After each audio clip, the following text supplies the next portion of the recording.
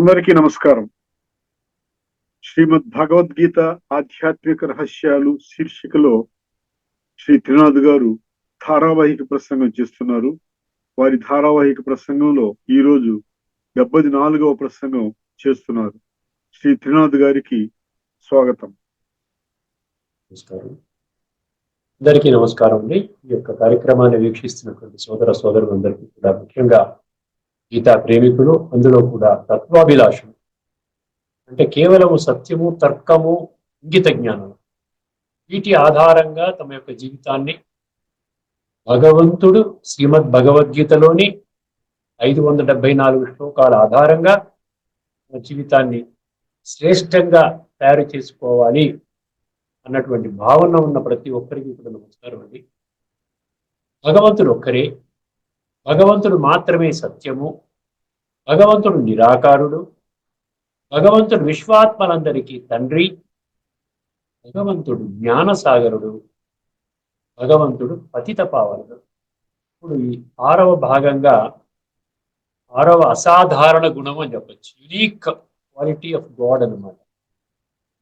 ఒక్క భగవంతుడే పతిత పావనుడు. ఈ అంశంపై మనము విషయ వికారాల వలయములో చిక్కుకున్నటువంటి మనుషులు ఏ విధముగా పతితమైపోయారు, మళ్ళీ భగవంతుడు గీత ద్వారా ఏ విధముగా పతితాత్మలను పావన ఆత్మలుగా తయారు చేయడానికి వారిక్కడ వర్తమానములో స్వయముగా వారే వచ్చి మనకి ఒక ఆధ్యాత్మిక జ్ఞానాన్ని బోధిస్తున్నారు. ఒకసారి మీరు గమనించండి, విషయ వికారాల ద్వారా మనము ఏదైనా ఉన్నత స్థితికి చేరుకోగలుగుతామా? ఆధ్యాత్మికత అనే ఒక నిచ్చెన ఎక్కగలుగుతామా? ఇప్పటికే బాగా దిగిపోయాం కిందకి. పైకి ఎక్కడానికి మనకి ఆధ్యాత్మిక జ్ఞానం అవసరమా, లేక కేవలం ఒక్క జన్మకి మాత్రమే పరిమితము కాబడేటువంటి ధార్మిక జ్ఞానం అవసరమా? ధార్మిక జ్ఞానము అంటే భక్తి కోణము, ఆధ్యాత్మికము అంటే జ్ఞాన కోణము. భగవంతుడు ఎన్నో శ్లోకాల ద్వారా అతి కొద్ది సంఖ్యలో మనుషులు మాత్రమే నన్ను గుర్తిస్తారు. ఎందుకన్నాడు ఆ విధంగా? నాకు మాత్రమే సృష్టి యొక్క ఆదిమధ్యాంతాల జ్ఞానము తెలుసును ఎందుకన్నాడు 10:32లో? నాకు సమస్త మానవాళి యొక్క భూత వర్తమాన భవిష్యత్ కాలాల జ్ఞానం ఉన్నది, కానీ నా గురించి ఎవరికీ తెలియదు అన్నారు. బుద్ధి నేత్రాన్ని తెరుచుకుంటే మనకి ఈ విషయం స్పష్టమవుతుంది. చాలా నిగూఢమైనటువంటి ఇందులో రహస్యాలను మనం ఛేదించినట్లయితేనే ఇందులో ఉన్నటువంటి విషయాలన్నీ మనకు బోధపడతాయి. శ్రీమద్ భగవద్గీత 100% నా జీవితాన్ని ఉద్ధరించడానికి మాత్రమే వర్తిస్తుంది. కుటుంబంలో ఉన్నా కూడా, నా భార్య ఆచరించకపోయినా, నా పిల్లలు ఆచరించకపోయినా, ఇంట్లో ఉన్నటువంటి ఇతర సంబంధికులు ఆచరించకపోయినా, అక్కడ వాళ్ళ గురించి కాదు భగవంతుడు చెప్పింది. నీ యొక్క జీవితాన్ని నీవు ఉద్ధరించుకో. ఉద్ధరేదాత్మనాత్మానం. మిగతా వాళ్ళని నేను చూసుకుంటాను, ఎందుకంటే అందరూ నా సంతానము, నీవు కూడా నా సంతానము. కాబట్టి ఉద్ధరించుకునే విధానం అంటే, అందుకని ఇక్కడ సెల్ఫ్ రియలైజేషన్ ఇంపార్టెంట్ అండి. ఆత్మ జాగృతి. ప్రపంచం అంతా మారితే నేను మారతానంటే అందులో మీరు గొప్పతనం ఏమీ లేదండి. అందరూ మారతారు, మీరు మారతారు. మీరు ఆ ప్రభావంతో మారతారు. కానీ ఎవరు మారినా మారకపోయినా సాక్షాత్తు భగవంతుడు ఈ యొక్క సంక్లిష్ట సమయములో సృష్టి మీద అవతరించి వారే స్వయముగా సంస్థని స్థాపించి వారే పర్సనల్గా ఆధ్యాత్మిక జ్ఞానాన్ని బోధిస్తూ ఒక 25 లక్షల మందిని పరివారాన్ని, దైవీ పరివారాన్ని తయారు చేసినప్పుడు నేను ఎందుకు మారకూడదు? ఒకసారి ఆలోచించండి. మనం ఇప్పటికీ గత కొన్ని ఎపిసోడ్స్ నుండి విషయ వికారాలు, కామ, క్రోధ, లోభ, మోహ, అహంకారాలు, వీటి నుండి ఎలాగ మనము సమూలంగా బయటపడాలి? ఎందుకంటే ఇప్పటికే అజ్ఞాన వశమున నేను దేహము అన్న భ్రమలో మనం ఏం చేసామండి? స్వయం యొక్క సత్యమైన పరిచయాన్ని మర్చిపోయాం. నేను ఆత్మను, ఇది నా దేహం. ఇదే మూల సిద్ధాంతం అండి. నేను ఎందుకు రిపీట్ చేస్తున్నానంటే ఇదే ముఖ్యమైన విషయం. ఈ ఒక్క విషయాన్ని మీరు అంగీకరించినట్లయితే మొత్తం భగవద్గీతను అంగీకరిస్తారు. భగవంతుడు మీ కొరకే అన్న సత్యాన్ని మీరు గ్రహించగలుగుతారండి. ఎందుకంటే సత్యము, తర్కము, ఇంగిత జ్ఞానాన్ని విడిచిపెట్టి మనం ఏది పొందినా కూడా అది కేవలము ఏదో మనం స్వయం సంతృప్తి కొరకు, లేకపోతే ఇంట్లో పరివారం ఏదో వీళ్ళు బాగా భక్తి చేస్తున్నారు మంచివాళ్ళు అనుకోవడం కొరకు. అందుకనే భగవద్గీతలో ఏమన్నాడు? దంభము అన్నాడు. దంభం అంటే ఫర్ షో అన్నమాట. షో కోసం చేయకండి, మీ ఆత్మని సంస్కరించుకోండి. ఎందువలనంటే ఇప్పుడు మీ ఆత్మ తము ప్రధానంగా అయిపోయింది. అంటే తామసికం అంటేనే థర్డ్ గ్రేడ్. అందులో తామసికంలో కూడా హైయెస్ట్ లెవెల్కి వెళ్ళిపోయింది. అంటే ఇంకా అంతకంటే ఇంకేముందండి? అందుకనే భగవంతుడు మనకి ఎన్నో శ్లోకాల ద్వారా 205 శ్లోకాల లిస్ట్ వచ్చిందండి. నాకు ఇంకా మళ్ళీ మళ్ళీ వెళితే ఇంకా ఎక్కువ కూడా ఉండొచ్చు. ఏ శ్లోకమైనా తీసుకోండి, నా జీవితాన్ని ఉద్ధరించడానికే. ఎందుకంటే అది భగవంతుని మహావాక్యాలు. ఏ భగవంతుడినైతే త్వమేవ మాతా చ పితా త్వమేవ అంటూ నేను భక్తి మార్గంలో పూజలు పునస్కారాలు, యజ్ఞాలు, యాగాలు, జపాలు, తపాలు, నోములు, వ్రతాలు చేస్తున్నానో ఆ భగవంతుడే సృష్టి మీద అవతరించి మనందరికీ కూడా సత్యమైనటువంటి గీతా జ్ఞానాన్ని, సంస్కార పరివర్తన చేసేటువంటి జ్ఞానాన్ని బోధిస్తున్నారు. ఈ యొక్క విషయాలతో మనం ముందుకు వెళుతూ ఈ ఎపిసోడ్లో ముఖ్యమైన శ్లోకాన్ని మీ ముందుకు తీసుకొని వస్తున్నానండి. అది 16వ అధ్యాయంలోని 7వ శ్లోకం. చాలా శ్రద్ధగా వినండి. శ్రద్ధావాన్ లభతే జ్ఞానం అన్నాడు. భగవంతుడికి ఏమీ అవసరం లేదండి. భగవంతుడికి మనం ఏదో అవసరం లేని అన్ని ఇస్తున్నాం. భగవంతుడికి ఏం కావాలంటున్నాడు? శ్రద్ధ. దేని పట్ల శ్రద్ధ? నా పట్ల శ్రద్ధ, మీ పట్ల శ్రద్ధ. ఈ జీవితం చాలా చాలా ఏం చెప్పాలి, నికృష్టంగా అయిపోయింది. ఆత్మ చాలా నల్లగా తయారైంది. అర్థమైందండి? బొగ్గులాగా తయారైంది, మలినాలతో నిండి ఉన్నది. బాగు చేయడానికి నేను వచ్చాను, నేను మీ తండ్రిని, గుర్తించండి. చూడండి ఎంత ప్రాధాయపడుతున్నాడు భగవంతుడు. ఇన్ని శ్లోకాల ద్వారా చూడండి ఎన్ని డైమెన్షన్స్ లో మన బుద్ధి నేత్రాన్ని తెరిపించడానికి కృషి చేస్తున్నాడు. గుర్తు చేసుకుని ఇది తండ్రి యొక్క బాధ్యత అంటే అదనమాట. ఇప్పుడు ఈ శ్లోకాన్ని వినండి. 16వ అధ్యాయంలోని 7వ శ్లోకం. ప్రవృత్తించ నివృత్తించ జనా న విదురాసురా న శౌచం నాపి చాచారో న సత్యం తేషు విద్యతే. ఇది శ్లోకం అండి. చాలా అద్భుతం అండి. ఇది చాలా చాలా తీక్షణంగా ఒక్క శ్లోకాన్ని మీరు ఇందులో ఉన్నటువంటి లోతైన తత్వాన్ని అర్థం చేసుకుంటే మొత్తం గీతాసారం అంతా మీ బుద్ధిలో గుర్తుంటుంది. ఏమంటున్నాడు? ప్రవృత్తించ నివృత్తించ జన నా విదుర అసుర అన్నాడు. నా విదుర అంటే ఈ ప్రవృత్తి నివృత్తి అన్న పదాల యొక్క గూఢార్థాన్ని నా బిడ్డలు, జనులు అంటే నా బిడ్డలు అర్థం చేసుకుని. ప్రవృత్తించ నివృత్తించ జనాహ. జన అంటే జనులు. జనులు, మనుషులు, మానవులు, ప్రజలు, నరులు అని 126 శ్లోకాల్లో ఉంది. 137 శ్లోకాలు ఏంటుంది? అది యోగం అనే పదం. ఏమండి? ఆ విశ్వము, జగత్తు, సర్వము ఇవన్నీ 137 శ్లోకాలు. యోగం అనే పదము 93 శ్లోకాలు. ఇలా చూసుకుంటే చూడండి 574 శ్లోకాల్లో మనం మాక్సిమం శ్లోకాలు మనం కవర్ చేస్తున్నాం. దీనిలో ఏ సారం వచ్చింది?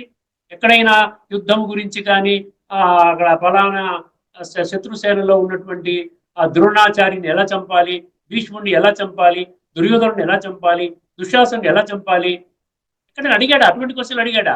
మనుషులు ఎందుకు పాపం చేస్తున్నారు? చూడండి, మనుషులు ఎందుకు పాపం చేస్తున్నారు? ఎక్కడైనా అటువంటి యుద్ధ సందర్భంలో అర్జునుడు అడగవలసిన ప్రశ్న ఆ విధంగా ఉండాలండి. భగవంతుడు చెప్పేటువంటి జ్ఞానం ద్వారా ఆయన మోటివేట్ అవుతాడా యుద్ధం చేయడానికి, లేక డిమోటివేట్ అవుతున్నాడా? ఆత్మజ్ఞానము అందరూ బాగుండాలి, కోపం అక్కర్లేదు, అహంకారం అక్కర్లేదు, కాస్త బుద్ధిని, కాస్త ఇంగిత జ్ఞానం. అందుకనే కొద్ది మంది మాత్రమే బుద్ధి నేత్రాన్ని తెరుచుకుంటారు, వాళ్ళు మాత్రమే నాతో ప్రయాణం చేస్తారు, వాళ్ళకి మాత్రమే నేను రాబోయేటువంటి సత్యత్రేతాయుగాల్లో శ్రేష్టమైనటువంటి జన్మలు పదిలము చేస్తున్నాను. ఇది తిరుగులేని, తిరస్కరించలేని సత్యం, ఇర్రిఫ్యూటబుల్. ప్రవృత్తి నివృత్తి అన్న సంగతి ఈ రెండు పదాల గూఢార్థము నా పిల్లలు తెలుసుకోలేదు. అర్థమైందండి. అసుర అన్నాడు అక్కడ రాసిన, ప్రవృత్తించ నివృత్తించ జన విదుర అసుర. అసుర అంటే ఏంటి? మనం అసురులు అంటే ఏంటి? మామూలుగా రాక్షసులు అంటాం. రాక్షసులు అంటే ఏదో కూర మీసాలు ఉండి ఇవన్నీ ఉండి చక్కగా పెద్ద పెద్ద జుట్టు వేసుకొని భయంకరంగా ఉండి అక్కడ పాతాళంలో ఉంటారు వాళ్ళు. యమధర్మరాజు దగ్గర ఉంటారు ఈ రాక్షసులు. దీనికి భిన్నంగా దైవీ సంస్కారాలు అంటే దేవీ దేవతలు ఎక్కడుంటారు? స్వర్గంలో ఉంటారు, ఎక్కడో ఆకాశం పైన. ఈ విధంగా మనం భావిస్తూ వదిలేస్తాం. నాకు సంబంధం లేదు, నేను అసురుణ్ణి కాదు, నేను మంచివాడిని. కానీ ఇక్కడ ఏమంటున్నాడు? ఇక్కడ జనులు అంటున్నాడు. ఈ జనులందరూ అసురులు అంటున్నాడు. ప్రవృత్తి నివృత్తి అన్నటువంటి పదాల అర్థం కూడా వాళ్ళు తెలుసుకోలేకపోయారు. అర్థమైందండి. ప్రవృత్తి నివృత్తి అంటే మనం ఇప్పటిదాకా ఏం అర్థం చేసుకున్నాం ఒకసారి గమనించండి. ఏమండి? ఈ ప్రవృత్తి నివృత్తి ఈ దేవీ దేవతలు లేక అసురులు ఈ ప్రపంచానికి సంబంధించింది కాదు. 850 కోట్ల మందిలో ఎవరు దేవతలు లేరు, ఎవరు అసురులు అంటే రాక్షసులు ఎవరు లేరు. వాళ్ళు స్వర్గంలో ఉంటారు, వీళ్ళు నరకంలో ఉంటారు. మరి ఎవరి కోసం చెప్తున్నాడు ఇక్కడ? జనులు అన్నాడు కదా. జనులు నా విదు అసుర. ఒక్కసారి గమనించండి. ఏమండి? ఇప్పటి వరకు మన ఇన్ని ఎపిసోడ్స్ లో మనం చర్చించుకున్న మరి ఈ యొక్క చర్చని బట్టి మనకు ఒక విషయం అర్థం చేసుకోండి. ఎవరైతే శ్రీమద్ భగవద్గీతలోని 574 శ్లోకాలు శ్రీ భగవాను వాచ ఆధ్యాత్మిక దృష్టికోణములో అర్థం చేసుకుంటారో, అంటే తత్వము ఆధారంగా అర్థం చేసుకుంటారు. మాం వేతి తత్వత 7:3 తత్వదర్శిన చాలా శ్లోకాలు చెప్పాడు. తత్వము అంటే ఆధ్యాత్మిక దృష్టికోణం అంటే సత్యము, తర్కము, ఇంగిత జ్ఞానము. వాళ్ళు మాత్రమే అర్థం చేసుకుంటారు. ఇప్పుడు ఈ క్లిష్ట సమయంలో నేను చేయవలసినటువంటి అత్యంత ముఖ్యమైన పని, దీనికంటే గొప్ప పని పెట్టుకోకండి. దీనికంటే గొప్ప పని లేదు. మిగతా పనులన్నీ ఆగిన నష్టం లేదు. అత్యంత గుహ్య గంభీరమైన విషయం ఏంటంటే ఆత్మని సంస్కరించుకోవాలి. ఆత్మలో జన్మ జన్మలుగా మనము చేసిన పాప నీచ నికృష్ట దుష్ట భ్రష్ట కర్మలు ఫలితంగా ఆత్మ కుళ్ళిపోయింది. భగవంతుడు ఆ కుళ్ళుని పైనుండి చూస్తున్నాడు, చూసి మనకి బోధిస్తున్నాడు. ఏ బిడ్డలారా, ఈ ఆత్మ భయంకరంగా ఉంది, చూడడానికి అసహ్యంగా ఉంది, కుళ్ళిపోయింది, నల్లగా తయారైంది, తమో ప్రధానంగా అయిపోయింది. ఇప్పుడు ఉన్న పడంగా మీరు కానీ దేహత్యాగం చేసినట్లయితే, అంటే మరణించినట్లయితే మీరు అధోగతి పాలవుతున్నారు. అంటే ఏదో ఐఐటి ఎగ్జామినేషన్ లో ఎంసెట్ ఎగ్జామ్ పెడతారు కదా, ఎంసెట్ ఐఐటి పెడతారు కదా, పేపర్ లీక్అవుట్ చేసేస్తున్నాడు భగవంతుడు. పేపర్ లీక్అవుట్ చేసేస్తున్నాడు, ఆన్సర్ చెప్తున్నాడు, క్వశ్చన్ కూడా చెప్తున్నాడు, అయినా ఫెయిల్ అయిపోయామంటే. అందువల్ల గమనించండి, ఇప్పుడు సంస్కార పరివర్తనకే మీరు పెద్దపీట వెయ్యాలి. గీతా జ్ఞానాన్ని ఆధ్యాత్మిక దృష్టికోణంలో అర్థం చేసుకొని విషయ వికారాల వలయం నుండి బయటికి రావాలి. కామ భోగేషు అన్న పదం వస్తుంది గీతలో చాలా శ్లోకాల్లో. కామ అంటే కామ వికారము, సెక్స్ లస్, లైంగిక వాంఛ. తర్వాత భోగేషు అంటే ఇంద్రియ సుఖ భోగాలను అనుభవం చేయడం కొరకు అవసరమైనటువంటి సుఖ సాధనాలను సమకూర్చుకోవడము, దాని కొరకు ధనాన్ని సమకూర్చుకోవడం. ఇదే ముఖ్యమైన పనిగా మీరు పెట్టుకున్నారు నాయనా. మీరు ఎంత సంపాదించుకున్నా కూడా, 100,000 కోట్లు సంపాదించుకున్నా కూడా, ఈ యొక్క బొందిలో అంటే ఏమంటారు? బొంది అంటే ఈ శరీరాన్ని బొంది అంటారు. ఇక్కడ బొందిలో ప్రాణం వెళ్ళిపోతే, అంటే ప్రాణం అంటే ఆత్మ వెళ్ళిపోతే, మీరు సంపాదించుకున్నటువంటి ఆ ధనం మీద మీకు రూపాయి అధికారం కూడా లేదు. తర్వాత అది ఏమవుతుంది? దొంగల పాలవుతుందా? ఇన్కమ్ ట్యాక్స్ రేట్ అవుతుందా? పిల్లలు పాడు చేస్తారా? భూకంపం వచ్చి భూగర్భంలో వెళ్ళిపోతుందా? ఏమి మీకు తెలియదు. మళ్ళీ మీ కొత్త ప్రయాణం, మళ్ళీ ఎల్కేజీలో మళ్ళీ ఒక తల్లి గర్భంలో వెళ్ళిపోయి మళ్ళీ జన్మ తీసుకొని మళ్ళీ తప్పటడుగు వేసుకుంటూ కాస్త మళ్ళీ నర్సరీ, ఎల్కేజీ, ప్రీ స్కూల్లో జాయిన్ అయిపోయి మళ్ళీ మొదలు. ఈ సీక్రెట్ ఎవరు చెప్పారు? ఇప్పుడు కొంచెం చెప్పారా మీకు ఎవరైనా? అందుకని భగవంతుడు ఏమంటున్నాడు? ఇప్పుడు మీరు చేయవలసిన పని అల్లా ఏమండి, మీరు చేయవలసిన పనిలో సంస్కార పరివర్తన గుర్తుపెట్టుకోండి. అందుకని ఒక ప్రత్యేక అధ్యాయం చూసారు, 16వ అధ్యాయం, దైవాసుర సంపద విభాగ యోగము. దైవీ సంపద 26 దివ్య గుణాలు చెప్పాడు స్టార్టింగ్ లో. మిగతావన్నీ కూడా సుమారు 60 అవగుణాలు వస్తాయి. అందులో కొన్ని రిపీట్ అవుతాయి. మొత్తం అన్ని అధ్యాయాలు అన్ని శ్లోకాలు నేను బాగా తలవ స్టడీ చేశాను. చేస్తే 60 వచ్చాయి, కొన్ని రిపీట్ అయ్యాయి. ఇప్పుడు అసుర సంస్కారాలు దేనికోసం ఇచ్చాడు? అరే నాయనా, మీరు అసుర సంస్కారాలతో ఉన్నారు. మనం రాబోయే ఎపిసోడ్స్ లో కొన్ని అసుర సంస్కార 16 అధ్యాయంలో ఉన్న కొన్ని ముఖ్యమైన శ్లోకాలని మనం చర్చించబోతున్నాం. అంటే మనందరికీ తెలియాలి, అసలు భగవద్గీతలో అసుర సంస్కారాల్లో నిజంగా మనకి మ్యాచ్ అవుతున్నాయా, లేక ఎక్కడో ద్వాపరయుగంలో ఉన్నటువంటి వాళ్ళకి మ్యాచ్ అవుతున్నాయా? అందుకని భగవంతుడు ఏమంటున్నాడు, సంస్కార పరివర్తన కానీ చేసుకోకపోయినట్లయితే, మీరు సంస్కార పరివర్తన చేసుకోకపోతే మీరు రాబోయేటువంటి సత్య త్రేతాయుగాలలో మీరు జన్మ తీసుకోలేరు. కానీ ఈ విషయాన్ని అసురులు గుర్తించలేరంట. అసురులు అంటే ఏంటి? నేను దేహము 100% దేహ భ్రాంతిలో, నేను దేహం అనే భ్రమలోని జీవితాన్ని గడుపుకుంటూ, చెప్పాను కదా, సుఖ సాధనాలు, సుఖ భోగాలను అనుభవం చేయడం కొరకే జీవితాన్ని అంకితం చేసేవాళ్ళు. వాళ్ళు అర్థం చేసుకోలేరు. ఇప్పుడు ప్రవృత్తి నివృత్తి అంటే మామూలుగా మనం ఏం అర్థం చేసుకున్నాం చెప్పండి? భగవంతుడు ఏమంటున్నాడు, మీరు ఈ 2 పదాలని తప్పుగా అర్థం చేసుకున్నారు. ఏమండి, జనులు అన్నాడు అంటే అందరూ, ఫలానా హిందువులు అనలేదు, సింగపూర్ వాళ్ళు, అమెరికా వాళ్ళు అనలేదు. జనులు అంటే అందరికీ వర్తిస్తుంది. 850 కోట్ల మంది జనులు ఈ ప్రవృత్తి నివృత్తి అంటే తప్పుగా అర్థం చేసుకున్నారు. ఇంక్లూడింగ్ హిందువులు భగవద్గీతని ధర్మ గ్రంథంగా పెట్టుకున్న వాళ్ళకి అర్థం కాదు. ప్రవృత్తి నివృత్తి, ప్రవృత్తి అంటే ఏమర్థం చేసుకున్నారు చెప్పండి? ప్రవృత్తి అంటే గృహస్థ ధర్మము. అంటే గృహస్థం అంటే ఏంటి? ఫ్యామిలీ, ఇదన్నమాట. భార్య పిల్లలు వ్యవహారము, వివాహం చేసుకోవడం, పిల్లల్ని కనడం, తర్వాత ఒక కుటుంబాన్ని తయారు చేసుకోవడం, ఆ విధంగా జీవితాన్ని ముందుకు తీసుకుని వెళ్ళటం, దీన్ని ఏమంటారు? గృహస్థ ధర్మము అంటారు. గృహస్థ ధర్మం అనుకున్న వాళ్ళందరూ కూడా ఏం చేస్తారు? ప్రవృత్తి అంటే అది. ఎవరినైనా అడగండి, ప్రవృత్తి అంటే నివృత్తి అంటే చెప్తారు. ప్రవృత్తి అంటే గృహస్థ ధర్మం ఉండి, నివృత్తి అంటే సన్యాస ధర్మం ఉంటుంది. ఇప్పుడు గృహస్థ ధర్మంలో ఉన్నవాళ్ళు ఏం చేస్తారు? అమ్మా, నా కుటుంబాన్ని పోషించుకోవాలి, ఒక ఇల్లు కట్టుకోవాలి, మంచి కారు కొనుక్కోవాలి, పిల్లల్ని పెద్ద చదువులు చదివించాలి, లేకపోతే వివాహం చేసేయడానికి బాగా మంచి సంబంధం చూడాలి, లక్షల కట్నం ఇచ్చి, ఇవన్నిటికీ డబ్బు కావాలి కదండి. అందువలన సో ఆ విధంగా వాళ్ళ ప్రవృత్తి మార్గాన్ని జస్టిఫై చేసుకుంటారు. మేము గృహస్థ ధర్మంలో ఉన్నాము, ఇవన్నీ తప్పదు, అందువలన ఈ విధంగా మా జీవితాన్ని మేము చేసుకుంటున్నాము అని చెప్పి. ఆత్మజ్ఞానం వాళ్ళకి లేదు కదా. ఇప్పుడు నివృత్తి మార్గం అంటే ఏంటి? సన్యాసి మార్గం. సన్యాసి మార్గం అంటే ఏంటి చెప్పండి? సన్యాసి మార్గం అంటే ఏంటి?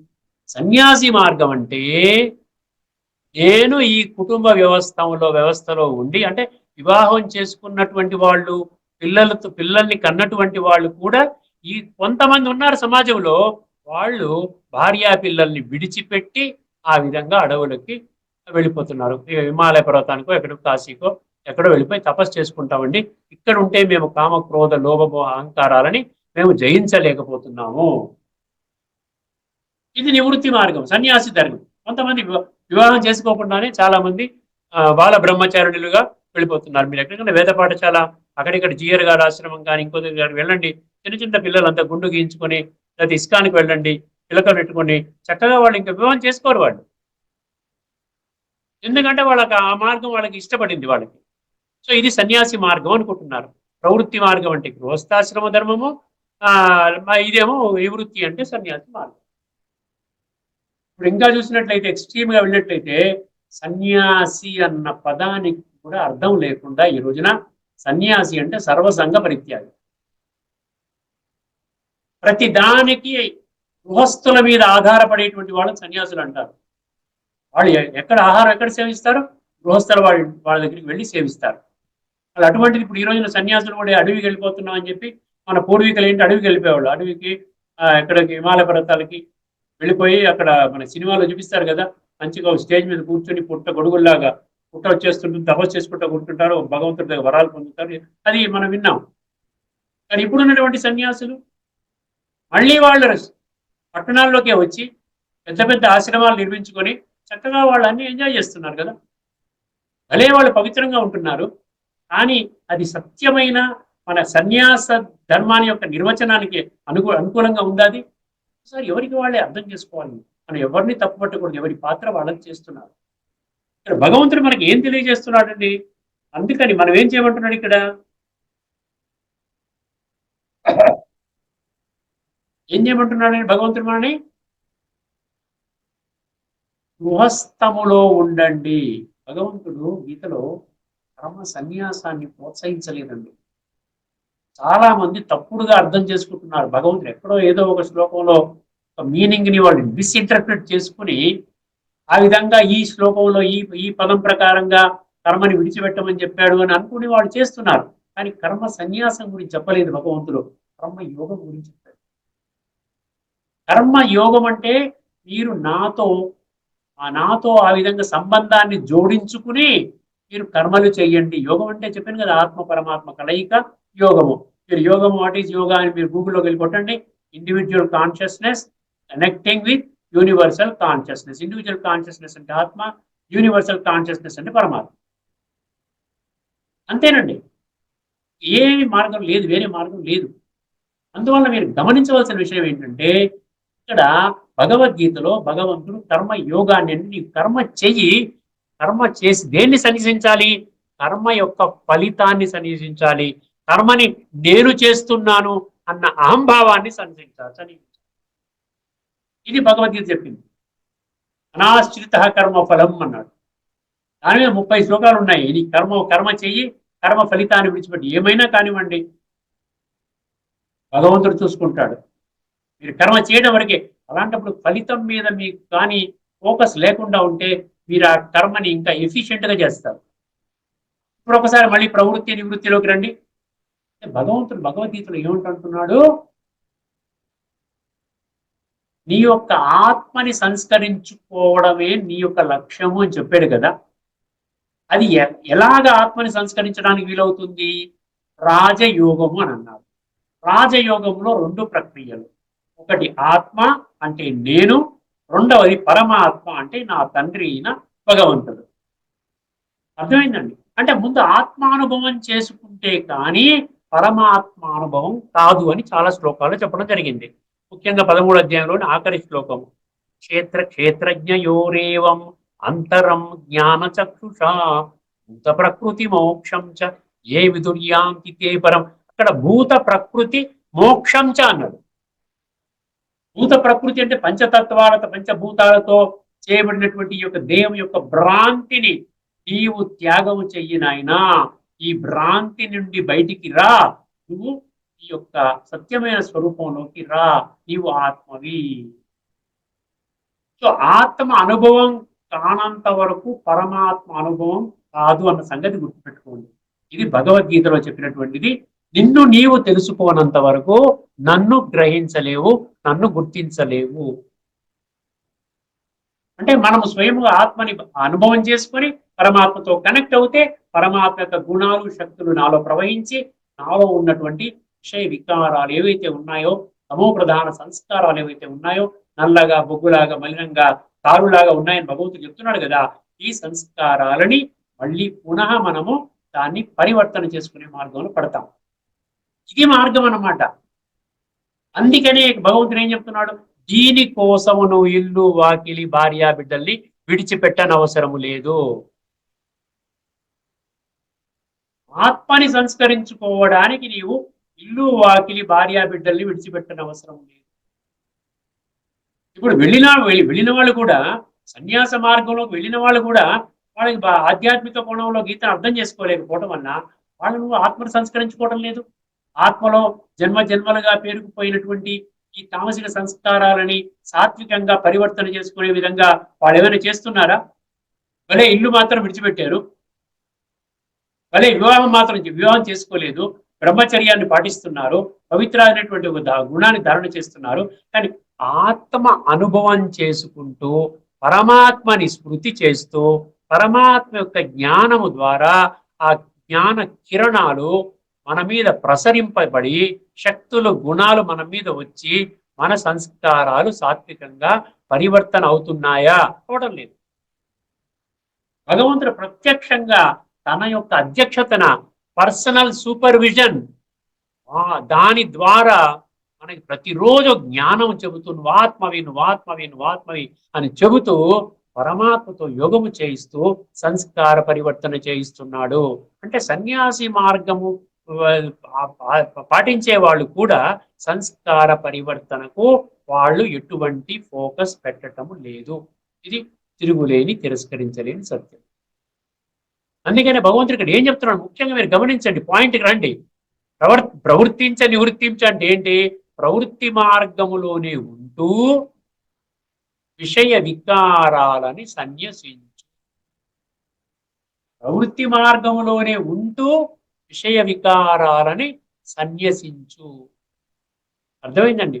అక్కడ ఇంట్లోనే ఉండి నువ్వు ఆత్మానుభవం చేసుకుంటూ పరమాత్మతో యోగము చేసుకుంటూ విషయ వికారాలను నీవు జయించినట్లయితే దగ్గరలో ఉన్నటువంటి స్థానిక ప్రజాపిత బ్రహ్మ కుమారి ఈశ్వరీయ విశ్వవిద్యాలయం వెళ్ళినట్లయితే ఒక అరగంట 30 గంట సేపు అక్కడ గడిపినట్లయితే ప్రతినిత్యము కొద్ది రోజుల్లోనే మన జీవితం ఎన్ని రోజులండి? మన జీవితం మొత్తం 100 సంవత్సరాలు బ్రతుకుతున్నాం అంటే 36,500 రోజులు. అందులో కనీసం ఒక 100 రోజులు తీసుకోండి, పోనీ 3 నెలలు. 100 రోజులు అంటే 3 నెలలు, సెంచరీ. వెళ్ళండి, డైలీ ఒక అరగంట వెళ్ళండి. మీ సంస్కార పరివర్తన ఎలా జరిగిపోతుందో మీకు అర్థమవుతుంది. ఏమైందండి?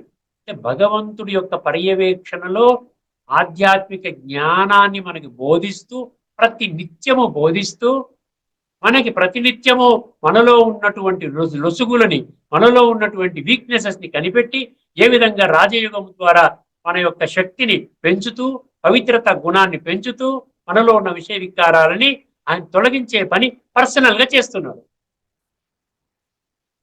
వెళ్ళకుండా ఏమీ అవ్వదండి. ఇదికే జ్ఞానం మాత్రం ఉంటుంది, ఇన్ఫర్మేషన్ ఉంటుంది.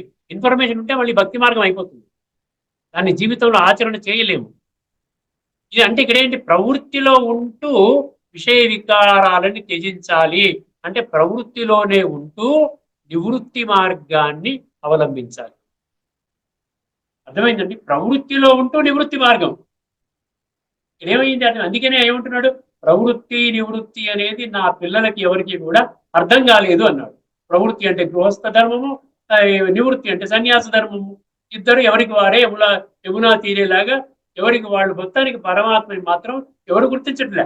ఇటు ప్రవృత్తి వాళ్ళు గుర్తించడంలే, ఇటు నివృత్తి వాళ్ళు గుర్తించడంలే. అందుకనే నాయన ఇల్లు బాగా విడిచిపెట్టద్దు, నేను గృహస్థ ధర్మాన్నే నేను సూచిస్తున్నాను. అందుకనే చూసారా మన శాస్త్రాల్లో కూడా ఒక పదం ఉందండి.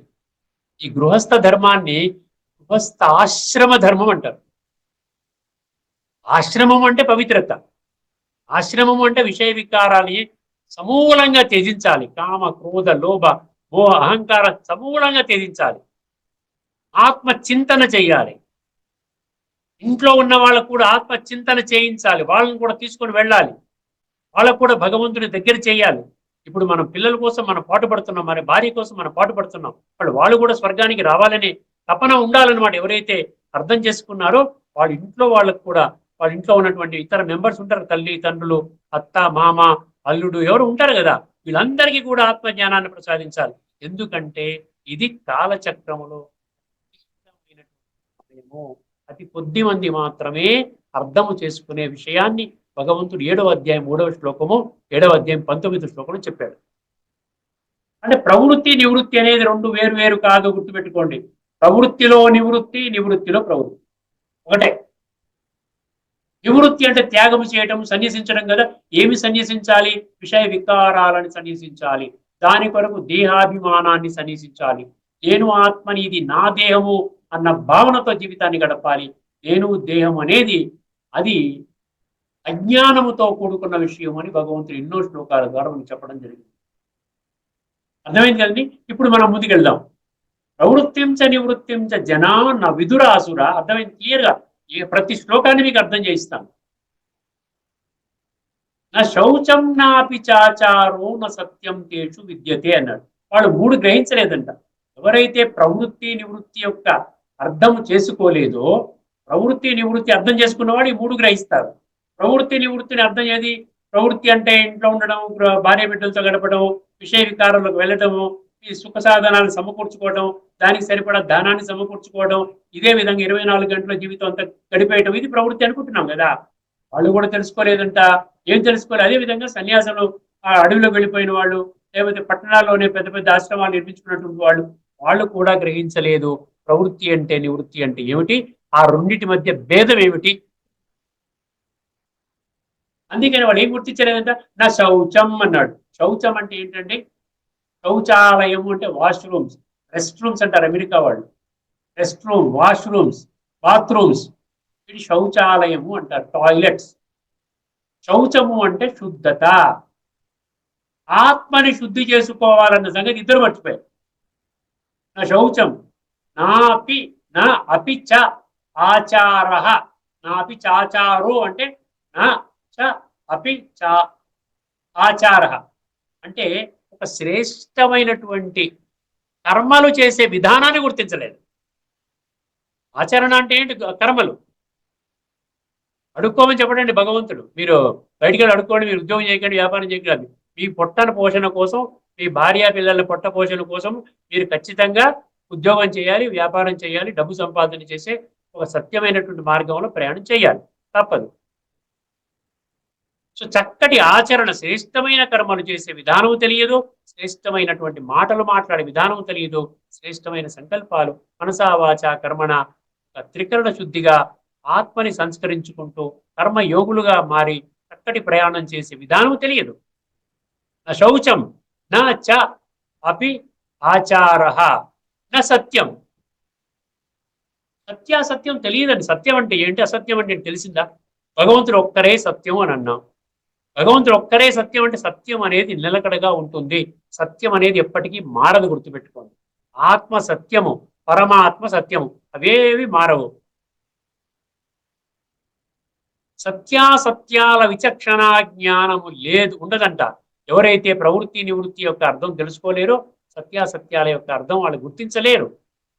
శౌచం నాపి చాచారో న సత్యం తేషు విద్యతే. సత్యం అంటే ఏం చెప్తోంది? నేను ఆత్మని, ఇది సత్యం. నేను దేహము, అసత్యము. అర్థమైందండి? సత్యం నుండే జ్ఞానం వస్తుంది. అర్థమైందండి? నేను ఆత్మని, ఇది నా దేహము.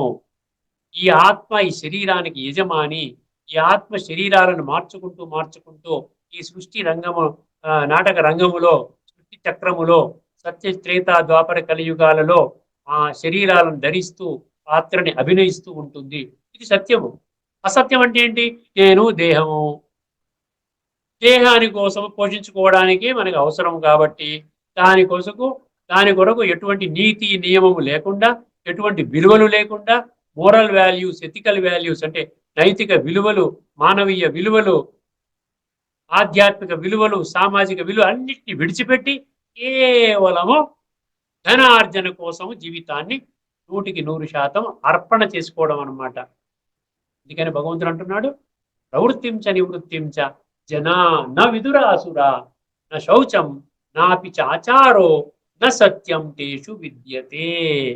వాళ్ళు నా విద్యతే, వాళ్ళు తెలుసుకోలేరు అంటున్నాడు. ఒకసారి మీరు అర్థం చేసుకున్నట్లయితే లేండి, పుస్తకం తెచ్చినట్లేదు, ఏముంటుంది, ఇదే ఉంటుంది, మీరు చదువుకోండి. 16వ అధ్యాయంలోని 7వ శ్లోకం ఏమైందండి? ప్రవృత్తి నివృత్తి అనే ఒక సత్యమైన అర్థము మనం ఇప్పటి వరకు అర్థం చేసుకోలేదు. వాళ్ళు ఆత్మని శుద్ధి చేసుకునే విధానం వాళ్ళకి తెలియదు, చక్కటి శ్రేష్టమైనటువంటి కర్మని చేసే విధానము తెలియదు, సత్యాల యొక్క భేదము కూడా వాళ్ళకి తెలియదు.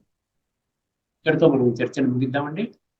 తర్వాత ఎపిసోడ్లో అహంకారముతో ఉన్నటువంటి మనుషుల అవలక్షణాలు. అర్థమైందండి? అహంకార ధనుడు, దుర్యోధనుడు అంటారు కదా, అటువంటి ఈ కలియుగము యొక్క వర్తమాన సమయంలో దుర్యోధనులు అనబడేటువంటి అహంకార ధనులు, వారి యొక్క లక్షణాలు ఎలాగుంటాయి అన్న విషయాన్ని మనము కూలంకషంగా కొన్ని శ్లోకాల ఆధారంగా మనం చర్చించబోతున్నామండి. రాబోయే ఎపిసోడ్లో మొదలు పెట్టుకోబోతున్నాం. అంతవరకు సెలవు. అందరికీ నమస్కారము. లోకా సమస్త సుఖినో భవంతు. శ్రీమద్ భగవద్గీత ఆధ్యాత్మిక రహస్యాలు శీర్షిక ద్వారా శ్రీ త్రినాథ్ గారు పతిత పావన తత్వము, దాని తాత్విక విధానము, తాత్విక రహస్యము కూలంకషంగా సవివరంగా విశ్లేషించారు. వారికి ధన్యవాదాలు. నమస్కారం.